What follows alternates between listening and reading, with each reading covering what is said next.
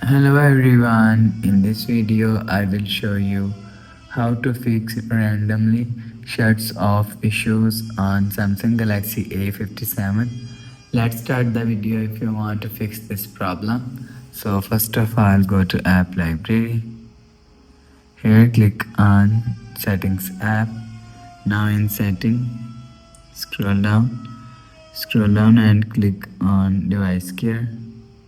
After click on device care, scroll down and click on auto optimization.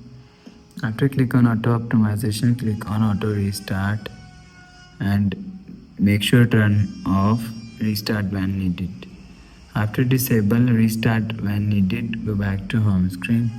You will see your problem is solved. But if it not solved, so check your internet connection. After check your internet connection is work properly. So after check internet connection, go back to home screen. You will see your problem is solved. But if it's still not solved, again click on settings app. Scroll down to and click on software update. Click on download and install. You will check your software update is latest. If it not latest, update your software latest. After update software latest, go back to home screen. So that's how you can fix randomly shuts off issues on Samsung Galaxy A57. If you like the video, please subscribe. Thanks for watching.